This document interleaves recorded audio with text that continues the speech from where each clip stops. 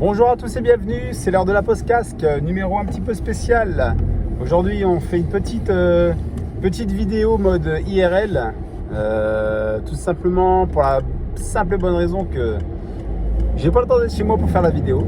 Donc là je la fais dans la voiture.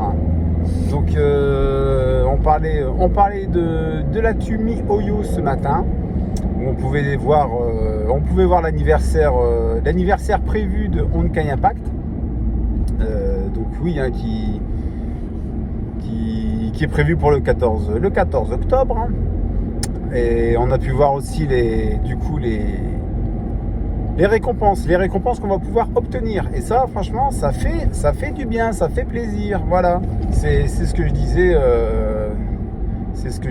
Contrairement sur Genshin Impact où j'avais passé mon temps à réclamer des persos, etc., réclamer un vrai événement d'anniversaire, qui a été plutôt timide, qui a été franchement, qui a même laissé un arrière-goût. Bon, après, alors c'est sûr, on sait pas sur quel pied danser.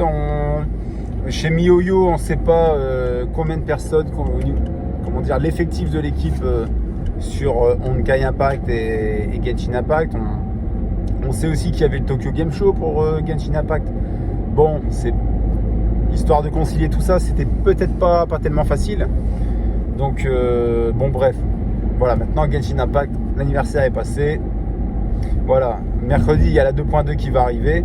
On va pouvoir découvrir le scénario, les nouvelles îles. On va pouvoir passer un peu de temps là-bas. Puis le reste va arriver, le reste va arriver comme vous avez pu voir dans la vidéo ce matin avec les différents événements. Et honnêtement, si ça nous laisse un petit peu de temps, tant mieux.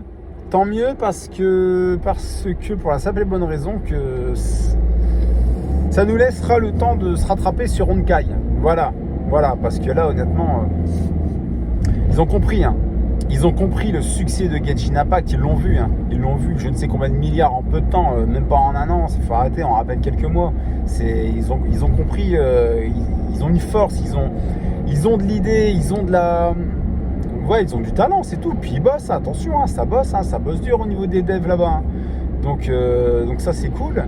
Et voilà, puis la licence Honkai, elle commence à avoir 4-5 ans maintenant. Ils étaient certainement très limités à l'époque. Ils avaient certainement énormément d'idées, sauf que, il y a 4-5 ans, sur les mobiles, c'était pas ça. Ils étaient très limités niveau technologie. Et je pense que là, ils veulent faire évoluer leur licence en monde ouvert, en open world, parce que c'est ce qui fonctionne, c'est ce qu'on aime. Par contre, ce qui a été judicieux, et moi, franchement, je fais partie de ceux à qui ça plaît, c'est leur choix au niveau du système de combat. C'est top. C'est le combat au tour par tour, ça colle.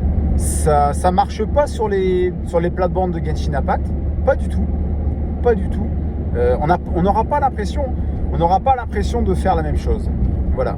On n'aura pas l'impression de jouer au même jeu, etc., ni rien. Non, c'est important, faut conserver ça, faut conserver la distinction entre les deux, attention. Parce que de toute façon, on l'a vu un petit peu chez Ubisoft par exemple. Au bout d'un moment donné, ils avaient fait trop de jeux qui se ressemblaient. Je parle évidemment de The Division avec c'était plus très clair entre Rainbow Six, entre Ghost Recon, etc. Ça faisait quand même beaucoup de jeux. Alors, ça faisait beaucoup de jeux de tir simplement. Alors oui, je sais, The Division, c'est un TPS RPG. Ça reste un TPS, je suis désolé, Ghost Recon, ok. La différence entre The Division et Ghost Recon, c'est que The Division, vous mettez 3 chargeurs pour kill un ennemi, et The Division, et Ghost Recon, vous mettez 3 balles. Oui, bon, ok, d'accord. Bref, revenons à MiHoYo, le sujet principal. Ils ont raison, ils développent leur licence, ils le font différemment, et ça c'est top. Même si ça sera 2 open world, avec une DA similaire, on sent, on l'a vu dans les chara design au niveau des persos, Oui, bien sûr, on le sent qu'il y a une inspiration derrière. Voilà, on a très bien reconnu le personnage qui ressemblait à Zhongli, l'autre bien sûr à Tartaglia, etc. Mais comment dire, ce sont des profils qu'on aime. Ce sont des profils qu'on aime, voilà, simplement. Donc ils auraient tort de ne pas les reprendre. Voilà. Donc c'est tout. Par contre, le système de jeu différent, voilà, ça c'est top. Ça c'est top. Et j'ai vraiment hâte de voir la suite. Alors pareil, j'ai pas eu le temps d'en parler, mais le personnage qu'on soupçonne être le perso principal, qui s'appelle le 7 mars. Voilà, faut nous le dire. Est-ce que c'est la date de sortie prévue? C'est marrant, c'est totalement plausible. Hein. Le 7 mars. Voilà, March 7, je sais pas. Non, je pense vraiment que ça sera à l'instar du voyageur. Le voyageur, on l'appelle comme on veut. Dans les dialogues de Genshin Impact, ça reste le voyageur. Il n'y a que dans les dialogues sous-titrés où ils mettent votre pseudo. Je pense que ça sera pareil. Je pense que vous rentrerez votre pseudo parce que j'ai exploré un petit peu les différents persos de Honkai Impact. J'ai pas reconnu ce personnage. Après, alors pour l'instant, les persos masculins non plus, je les ai pas reconnus parce que Honkai Impact, voilà, ce sont des Valkyries, il y a que des filles. Je vais explorer, hein, peut-être dans les épisodes, parce que je sais qu'ils ont fait des courts-métrages d'animation, etc. Donc je vais continuer à explorer tout doucement sur Honkai. Et peut-être que petit à petit, je vais peut-être découvrir les autres persos féminins comme les persos masculins. Mais par contre, le personnage du 7 mars, j'en sais rien. Non, je pense vraiment que ce sera le perso principal. Et je pense que voilà, ça donne un... Voilà, c'est possible que ce soit une date de sortie. Et franchement, si c'est le 7 mars, punaise, c'est bientôt. C'est bientôt, c'est dans même pas 6 mois. 5. Ça, c'est cool. C'est cool. Entre deux, on aura le temps de rattraper son retard sur Honkai. Et on continuera les petites mises à jour sur Genshin Impact. Et puis voilà. Mais franchement, ouais, j'ai vraiment hâte d'y être. Parce que à peine avoir joué un week-end sur Honkai Impact, franchement, j'adore, j'adhère à l'univers. Alors je sais, hein, ce sont que des petites cinématiques, des fois même figées, où il y a à peine des dialogues. Et le jeu en fait évolue seulement par le biais de certains niveaux. Mais voilà, ça n'empêche pas d'apprécier l'univers. Voilà, ça n'empêche pas ça du tout.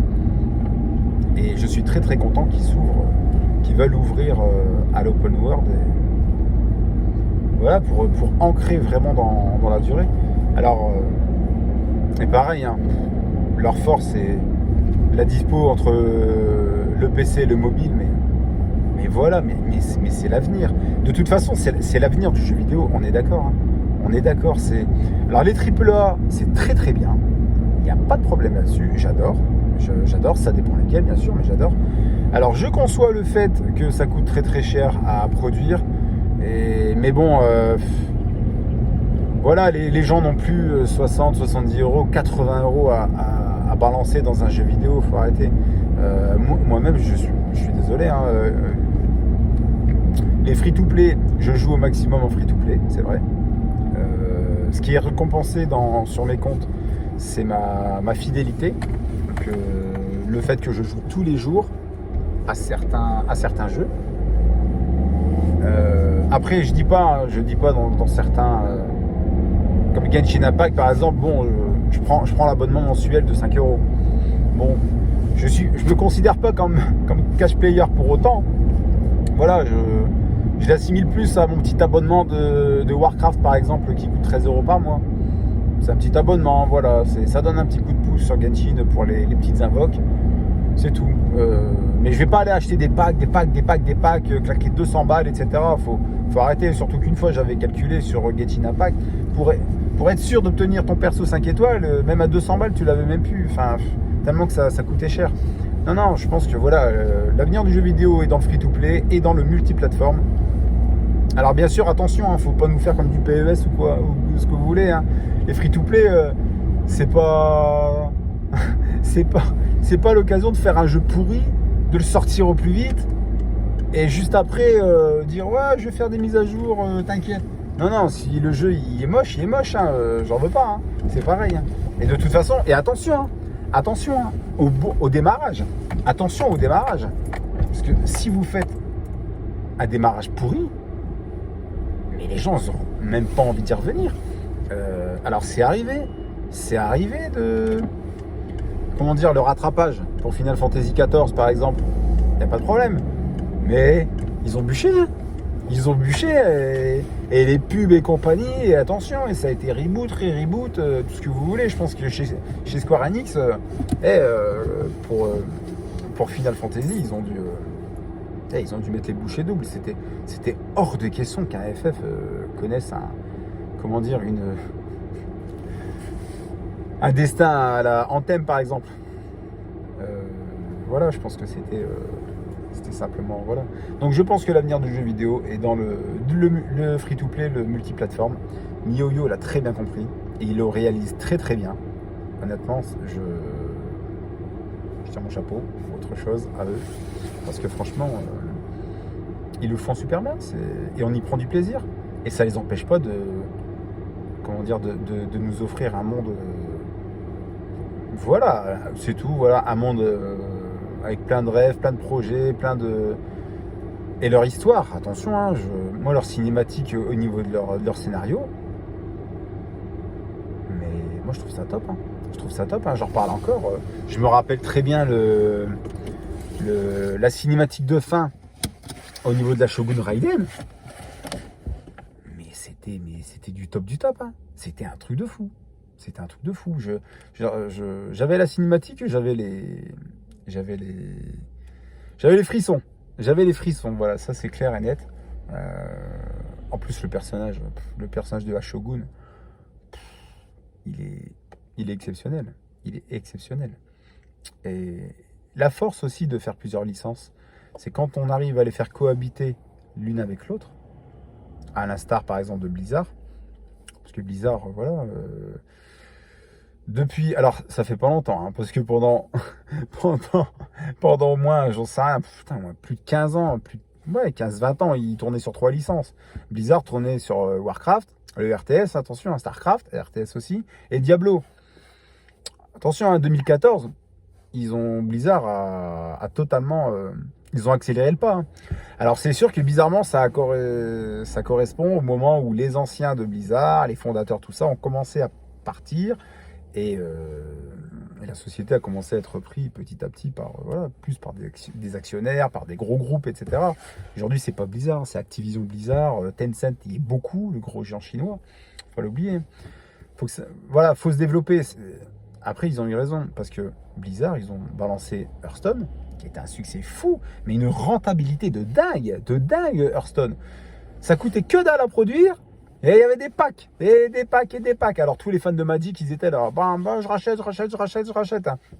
45 €, bim, allez, je prends. Allez, ils l'ont dit, ça a été rentable, un truc de fou.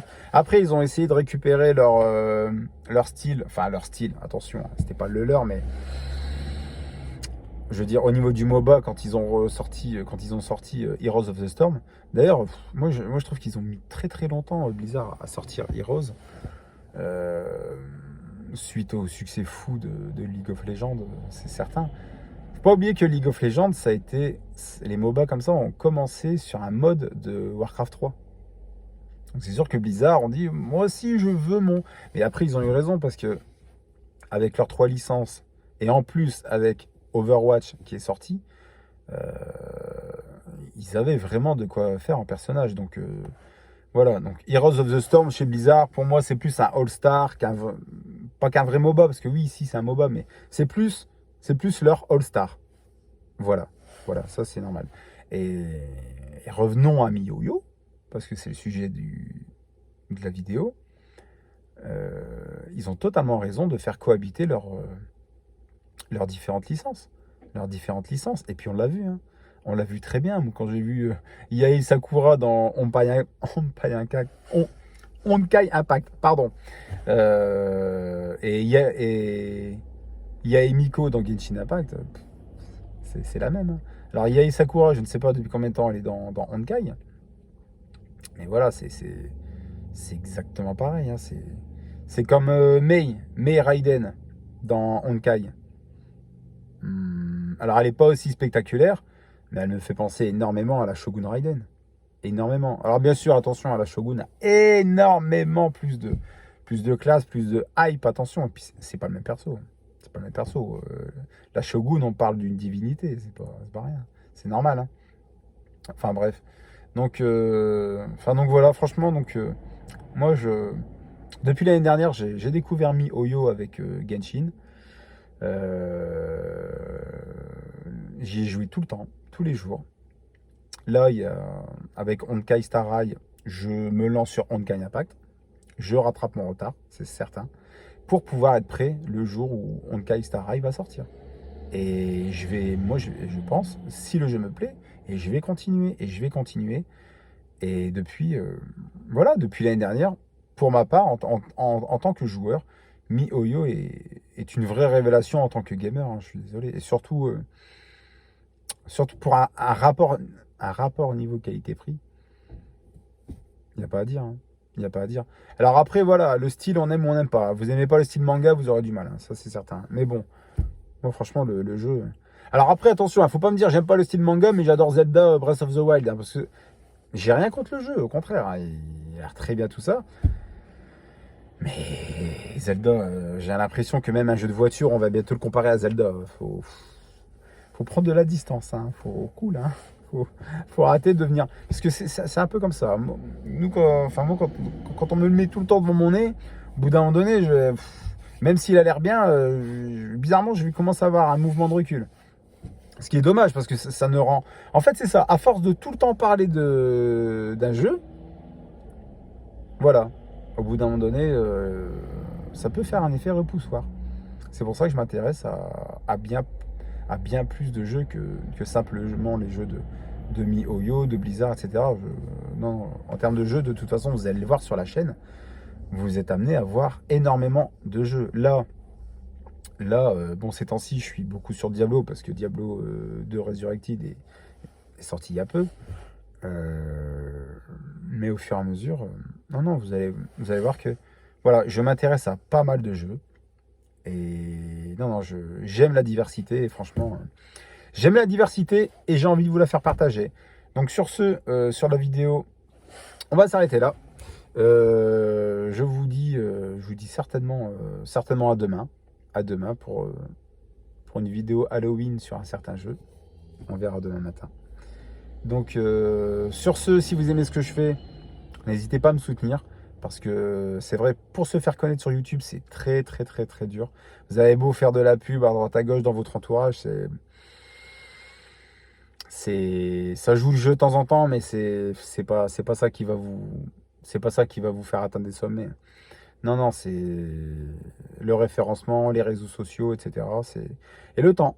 Donc là, voilà. Je viens de commencer, ça fait 3 semaines. Donc, si vous aimez ce que je fais, je compte énormément sur votre soutien. Abonnez-vous, lâchez des pouces bleus, parlez-en autour de vous.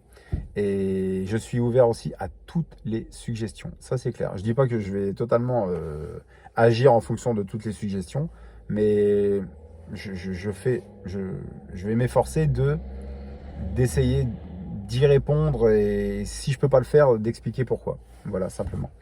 Donc sur ce, je vous souhaite une bonne journée et à tous un bon amusement. Salut!